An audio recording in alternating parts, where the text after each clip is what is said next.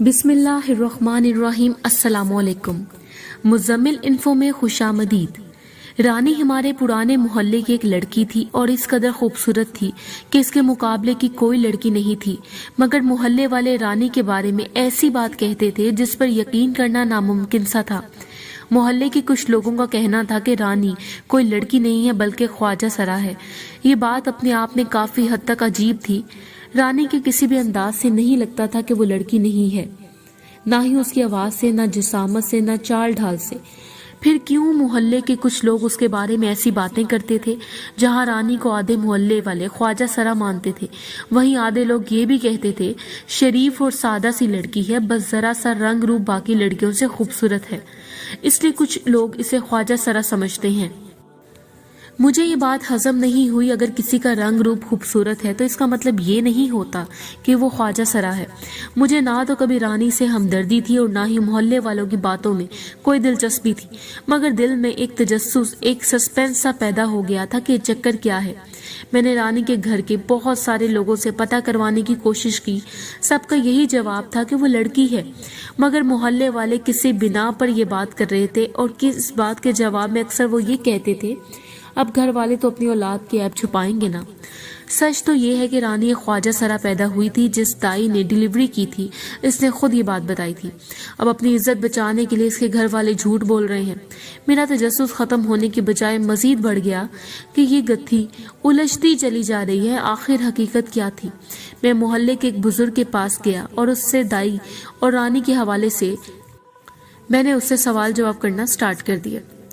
بیٹا، ہم تو 40 سالوں سے اس محلے میں رہ رہے ہیں۔ رانی کی پیدائش بھی ہماری آنکھوں کے سامنے ہوئی تھی۔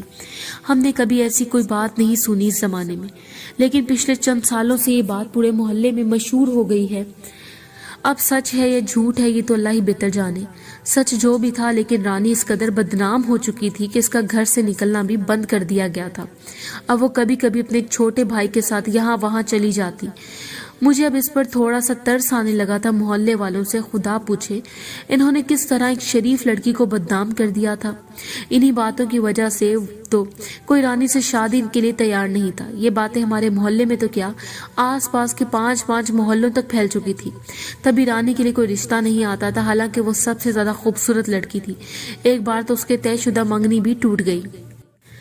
اس کی منگنی اس کے کزن سے طے شدہ تھی، مگر محلے میں پھیلتی عجیب و غریب باتوں کی وجہ سے اور بدنامیوں کے ڈر سے اس کے کزن نے رشتے سے انکار کر دیا۔ اور ایک بار تو اس بیچاری کو شادی والی رات ہی لڑکے والے چھوڑ کر چلے گئے تھے۔ ہوا کچھ یوں تھا کہ لڑکے والے دوسرے محلے کے تھے اور لڑکے نے گلی میں آتے جاتے رانی کو پسند کر لیا تھا۔ بات شادی تک پہنچ گئی اور شادی ہو بھی جاتی اگر لڑکے والوں نے نکاح سے 2 گھنٹے پہلے رانی کے بارے میں افواہیں نہ سن لی ہوتی کہ رانی ایک خواجہ سرا ہے۔ رانی کے گھر والے ہر وقت پریشانی میں ڈوبے رہتے تھے۔ ایک دن میں محلے کے پرانے گھر کے سامنے میں سیڑھیوں پر بیٹھا تھا۔ دور سے رانی اپنے بھائی کے ساتھ آتی ہوئی نظر آئی۔ میرے دل کی بے چینی بڑھ گئی۔ میں نے سوچا تھا کہ کسی سے پوچھنے کی بجائے ڈائریکٹ یہ بات رانی سے پوچھ لیتا ہوں۔ جب وہ میرے پاس سے گزری تو میں نے کہا السلام علیکم۔ اس نے بڑی شرافت سے میرے سلام کا جواب دیا۔ کافی کوشش کے بعد بھی میں اس سے یہ بات نہیں پوچھ سکا اور وہ وہاں سے چلی گئی۔ جب اس نے میرے سلام کا جواب دیا تو وہ اتنی خوبصورت آواز تھی جو کہ کسی لڑکی کی بھی ہو سکتی تھی، مگر محلے والوں کی باتوں نے مجھے دونوں طرح سے سوچنے پر مجبور کر دیا تھا۔ کل شام کے وقت میں نے اپنے دوست ساحل سے رانی کا ذکر کیا تو اس نے مجھے چیلنج کرتے ہوئے کہا اگر رانی لڑکی ہوئی تو میں تمہیں 1 لاکھ انعام دوں گا۔ اب خدا جانے سچ کیا تھا، میں ہر وقت رانی کے بارے میں سوچنے لگا تھا۔ صبح سے شام تک وہ اتنی خوبصورت تھی کہ کوئی اسے اگر ایک بار دیکھ لیتا تو دیکھتا ہی رہ جاتا، لیکن محلے والوں کی باتوں نے بھی دل میں ایک عجیب کراہت سی پیدا کر دی تھی۔ میں روزانہ رانی کے راستے میں کھڑا ہو جاتا اور اسے دیکھنے لگتا۔ وہ بھی کبھی کبھی آنکھ اٹھا کر مجھے دیکھ لیتی تھی، لیکن زیادہ تر نگاہیں نیچے کر کے چلتی تھی۔ میں اسے دیکھتے ہوئے سوچا کرتا تھا کہ وہ لڑکی ہے یا خواجہ سرا، لیکن مجھے اس سوال کا جواب کبھی نہیں ملتا۔ محلے کے کچھ لوگ کچھ اور کہتے تھے اور کچھ لوگ کچھ اور ہی کہتے تھے۔ اب سچ جاننے کا صرف ایک ہی طریقہ تھا کہ میں رانی سے شادی کر لوں۔ میں نے یہ فیصلہ کر تو لیا، لیکن مجھے یہ ڈر بھی تھا کہ اگر رانی شادی کے بعد خواجہ سرا نکلی تو کیا ہوگا۔ میں نے یہ فیصلہ ابو امی کو سنایا تو وہ ناراض ہو کر بولے استغفر اللہ، اب تمہیں خواجہ سرا سے شادی کرو گے، پورا محلہ جانتا ہے کہ وہ لڑکی نہیں ہے۔ ابو امی اور تایا مجھے کافی دیر تک سمجھاتے رہے لیکن میں اپنے فیصلے پر قائم رہا۔ میں نے کہا اگر وہ خواجہ سرا نکلی تو میں اسے چھوڑ دوں گا، لیکن ابو نے حتمی لہجے میں کہا اگر تم اس خسرے سے شادی کرو گے تو ہمارے گھر مت آنا، یہ خواجہ سرا کو ہم بہو نہیں بنائیں گے۔ ابو نے مجھے گھر سے نکال دیا۔ جب رشتہ داروں اور دوستوں نے سنا تو سب حیران رہ گئے۔ دوست میرا مذاق اڑانے لگے اور مجھ پر جملے کسنے لگے۔ کوئی کہتا اب تمہاری دلہن خواجہ سرا ہوگی، تو کوئی کہتا سہاگ رات پہ بیچارے کی کیا حالت ہوگی جب اسے پتا چلے گا کہ اس کی بیوی لڑکی نہیں ہے، خواجہ سرا ہے۔ میں نے سب کی باتوں کو نظر انداز کر دیا تھا اور دل میں بات ڈالی تھی کہ رانی لڑکی ہی ہوگی، مگر سہاگ رات پر جو میرے ساتھ ہونے والا تھا وہ میرے وہم و گمان میں بھی نہیں تھا۔ میں شادی کی تیاریاں کرنے لگا اور شادی سے ایک دن پہلے میں کافی پریشان تھا۔ مجھے اس بات کی ٹینشن تھی کہ اگر رانی خسرا نکلا تو میں کسی کو منہ دکھانے کے قابل نہیں رہوں گا، گھر میں کس منہ سے جاؤں گا، دوستوں میں کیا عزت رہے گی۔ لیکن بہرحال میں فیصلہ کر چکا تھا اور اب مجھے ہمت سے ڈٹے رہنا تھا۔ اللہ اللہ کر کے دن گزرا، ساری رات میں پریشانی کی وجہ سے سو نہیں سکا۔ اگلے دن میرا نکاح تھا۔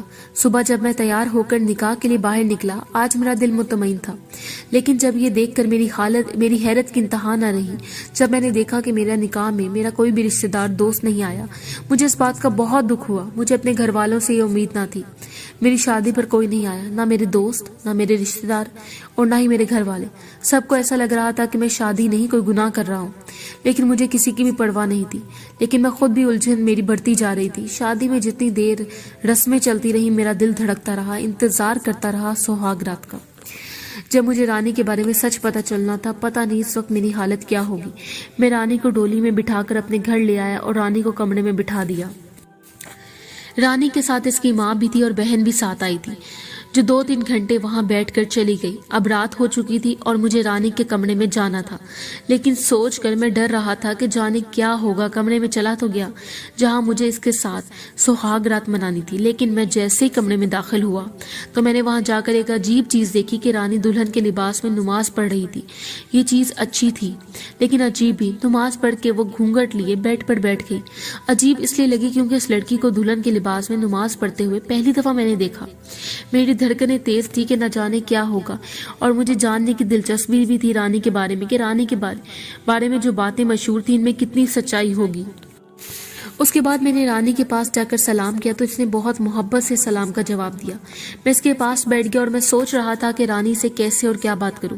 پھر میں نے اس سے پوچھا کہ کیسی ہو آپ، تو اس نے مسکرا کر جواب دیا میں بالکل ٹھیک ہوں۔ پھر میں نے اس کا گھونگھٹ اٹھایا، وہ بے حد خوبصورت لگ رہی تھی۔ پھر میں نے اس کا ہاتھ پکڑ کے اس کو سونے کی انگوٹھی پہنا دی اور اس نے میرا شکریہ ادا کیا۔ اب وہ وقت تھا جو کہ کب سے مجھے جس کی خواہش تھی۔ اب میرے تجسس کا پیمانہ لبریز ہو رہا تھا۔ پھر میں نے رانی کے ساتھ سہاگ رات منائی۔ اس وقت میرا دل چاہا کہ میں کسی کنویں میں چھلانگ لگا دوں اور سارے محلے والوں کو لائن میں کھڑا کر کے گولی مار دوں، کیونکہ وہ نہ ہی کوئی خواجہ سرا تھی نہ ہی خسرا، وہ سیدھی سادی لڑکی تھی جیسے عام لڑکیاں ہوتی ہیں۔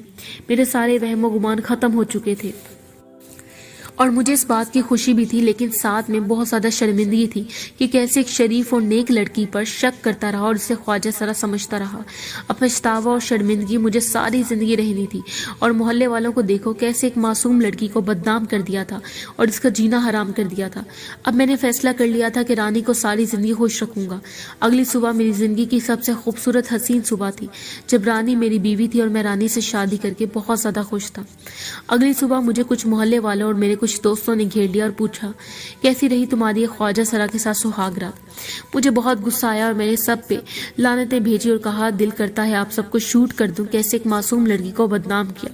بے شرموں وہ سب شرمندہ ہو گئے، لیکن سب کے دلوں میں کہیں نہ کہیں اب بھی یہ بات موجود تھی کہ رانی خواجہ سرا ہے۔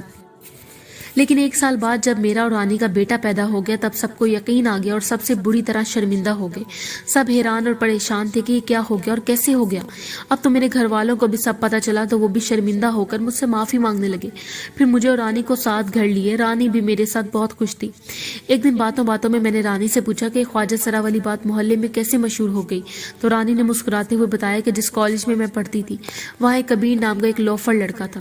وہ کالج سے گھر تک روزانہ میرا پیچھا کرتا تھا تھا اور مجھے برائی کے لطف آتا تھا، مگر میں نے کبھی اس کی طرف آنکھ اٹھا کر بھی نہیں دیکھا، اور میں نے اس کو کئی بار سمجھانے کی کوشش کی کہ میں ایسی لڑکی نہیں ہوں، پلیز میرا پیچھا چھوڑ دو، مگر وہ نہیں مانتا تھا، میرا پیچھا کرتا رہتا تھا۔ اور اس نے ایک دن میرا ہاتھ پکڑا تو میں نے اس کو تھپڑ مار دیا، اور سارے لوگوں نے اس کو دیکھا مار کھاتے ہوئے، تو اس نے مجھے کہا کہ آپ کو بدنام کروں گا، تو اس نے محلے میں یہ بات پھیلا دی، اور محلے میں یہ بات پھیل گئی کہ میں خواجہ سرا ہوں، لیکن اس سے بھی میرا بہت بڑا فائدہ ہوا۔ اگر یہ سب باتیں مشہور نہ ہوتی تو مجھے آپ جیسا پیار کرنے والا خاوند کیسے ملتا؟